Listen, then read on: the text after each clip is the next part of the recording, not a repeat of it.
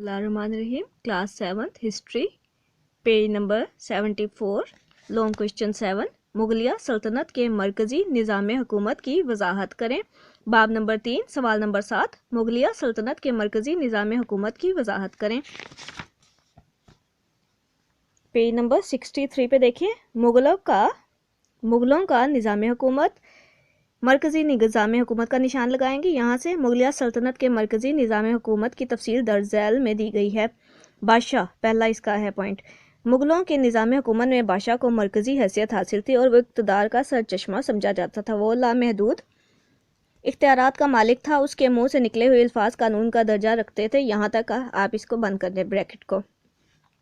Next page पे देखें, अगला आपका पॉइंट है वकील सल्तनत। वकील सल्तनत को बादशाह का नायब समझा जाता था। इसे अमूर हुकूमत की तमाम इख्तियारात हासिल थे। वो मुल्क के स्याह और सफ़ेद का मालिक था। वो मुसल्लह अफवाज का सपा सलार और वज़ीर आज़म भी था। यहाँ तक ब्रैकेट बंद कर दे। अगला पॉइंट देखिए, वज़ीर। वज़ीर ने लफ्ज़ी मायने बोझ उठाने वाले के हैं। वज़ीर के लफ्ज़ी मायने बोझ उठाने वाले के हैं। वो चूँकि बादशाह की बहुत सी जिम्मेदारियाँ अपने ऊपर ले लेता था, इसलिए उसे वज़ीर कहते थे। बाइख्तियार वज़ीर हुकूमत का तमाम काम संभाल लेते थे। यहाँ तक इसके ब्रैकेट बंद करें। अगला देखें, दीवान। मुगलों के मरकज़ी निज़ाम हुकूमत में दीवान को बड़ी अहमियत हासिल थी। वज़ीर आज़म के बाद इसी का मुकाम था। वह हुकूमत की तमाम आमदनी और अखराजात का हिसाब रखता था। यहाँ तक ब्रैकेट बंद कर दें। इसी पॉइंट का देखें लास्ट लाइन, उसकी मर्जी के बगैर कोई रकम खर्च नहीं हो सकती थी। यहाँ तक करें। फिर अगला पॉइंट देखें, मीर बख्शी।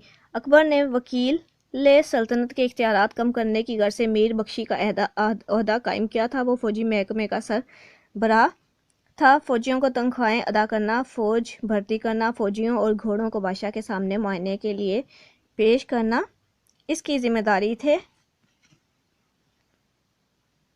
यहाँ तक इसकी जिम्मेदारी थे।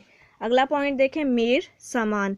मीर सामान का ओहदा इंतज़ामी नौयत का था। सरकारी कारखानों की देखभाल, माली हिसाब किताब रखना और गोदामों की निगरानी वगैरह इसकी जिम्मेदारी थी। यहाँ तक। अगला पॉइंट देखें, सदरुस्सदूर। मीर सामान के बाद सदरुस्सदूर का दर्जा था। हर सूबे में एक सदर होता था और तमाम सूबाई सदर मरकज़ी सदरुस्सदूर के मातहत हुआ करते थे। ये एक तरह से मजहबी अमूर का वज़ीर था। वो बादशाह और अवाम के दरमियान राब्ते का काम देता था। यहाँ तक। इसके बाद लास्ट लाइन देखें, वो मदारिस में ऐसे मज़ामीन की तदरीस बंद करा सकता था जिससे कायद में खलल पैदा होने का ख़तरा हो। यहाँ तक निशान लगाएंगे। अगला पॉइंट इसी सवाल का देखें, काजी क़ज़ा। अदलिया का सरबराह काजी क़ज़ा कहलाता था। सूबों में इसके मातहत काजी काम करते थे। काजी के फ़राइज़ में मुकदमात का फ़ैसला करना, हल्फनामे तैयार करना, मरने वाले की वसीयत पर अमल कराना, बेवगान के निकाहों में वली के फ़राइज़ अंजाम देना, शहादतें कबूल करना, लावारिस माल और जायदाद की निगरानी करना, कैदियों का रिकॉर्ड रखना और नाबालगों और ज़हनी तौर पर मफलूज लोगों की जायदाद की निगहदाश्त करना था। यहाँ तक ये ब्रैकेट बंद करेंगे। नेक्स्ट पेज पे देखें, अगला पॉइंट, मुहतसिब। इस्लामी माशरे में मुहतसिब एक ज़िम्मेदार अहदेदार होता था। कुरान की रूह से एहतसाब फ़र्ज़ है, इसलिए मुसलमान हुक्मरानों ने हर दौर में अपनी मुमलिकतों में मुहतसिब मुकर्रर किए। यहाँ तक। मीर आतिश। मुगलिया फ़ौज में मीर आतिश तोपखाने का निगरान होता था। तोपों की नकलो हमल और नई तोपें ढालने का काम इसके ज़िम्मे होता था। यहाँ तक। अगला देखें, दीवाने बरीद। दीवाने बरीद का काम सरकारी डाक को लाना और ले जाना था। यहाँ तक। अगला पॉइंट देखें, दारुल ज़रब टेक्साल। मुल्क के तूलो अर्ज़ में अहम शहरों और कस्बों में टेक्सालें कायम थी, जहाँ सोने चांदी और तांबे के ज़ेवरात और सिक्के ढाले जाते थे।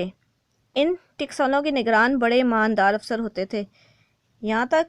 अगले पेज पे देखें, पेज नंबर 67 पे,